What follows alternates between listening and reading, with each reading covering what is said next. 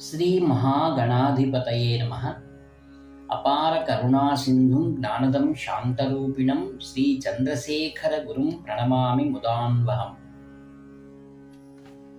నేను వివిధ ప్రదేశాలలో ఉండవలసి వస్తుంది. కొన్ని చోట్లలో వంటగదులు చాలా ఇరుకుగా ఇబ్బందిగా ఉంటాయి. అక్కడి నుంచి పొగ వచ్చి నేను పూజ చేసే మఠం వద్ద నిండిపోతుంది. శిబిరం మఠంలో ఎక్కడికి పోయినా అక్కడ పొగ ఉంటుంది.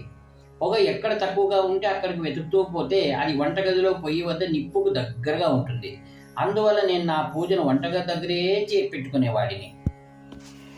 పొగ పొయ్యి నిప్పు వద్ద నుండి మొదలయ్యి ఇతరత్ర అంతటా వ్యాపిస్తుంది. అందువల్ల పొయ్యి దగ్గర తక్కువగా ఉంటుంది. సాధారణంగా నా సంచారాన్ని గ్రామాల మట్టుకే పరిమితం చేసుకున్నాను. నగరాలకు పోవటం లేదు. ఎందుకంటే నగరాల్లో ఆధునికత పేరుతో చాలా అనాచారం హెచ్చుతున్నది.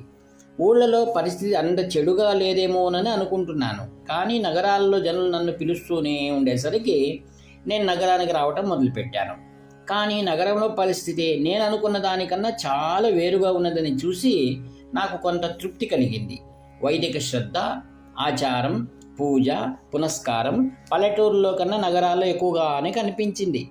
అది ఎట్లా అనిపించిందంటే, పొగను ఉత్పత్తి చేసే పొయ్యి దాన్ని అన్ని చోట్లకు పంపి తన దగ్గర మాత్రం శుభ్రంగా ఉంచుకున్నట్టే నగర జనాలు కూడా ఆచారాల విషయమై భయం, భక్తి చూపిస్తున్నారా అనిపిస్తుంది. నగరాల్లో జనాలలాగా ఊళ్ళల్లో వారికి ఎక్కువ పనులు ఉండవు. వారికి అన్ని అనుష్ఠానాలు వెలితి లేకుండా పాటించగల వీలు ఉంటుంది.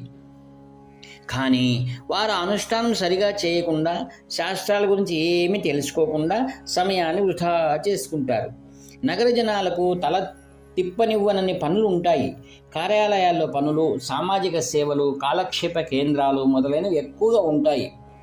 దీనివల్ల వారు పలు సాంప్రదాయక ఆచారానుష్ఠానాలను విడిచిపెట్టారు. అయినా వారిలో వారికి మనం ఇట్లా ఉన్నామే, ఇది తప్పు కాదా ప్రశ్న అనే పశ్చాత్తాప భావన ఉన్నదన్నట్లు అనిపిస్తుంది.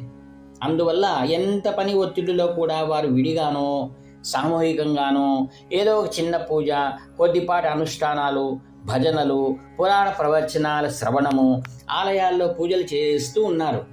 ఇది కొంతవరకు ఆనందాన్ని ఇస్తుంది. మనం ప్రాచీన ధర్మాలను పూర్తిగా పాటించినప్పుడే పూర్తి ఆనందం కలుగుతుంది.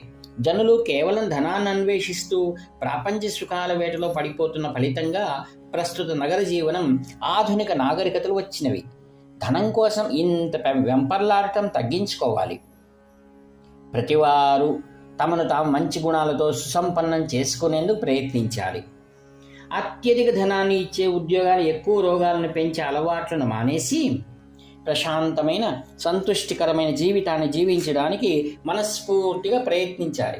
భక్తి, పూజ కూడా డబ్బు, ఇతర సుఖ సాధనాల కోసం చేసే అవకాశం ఉన్నది.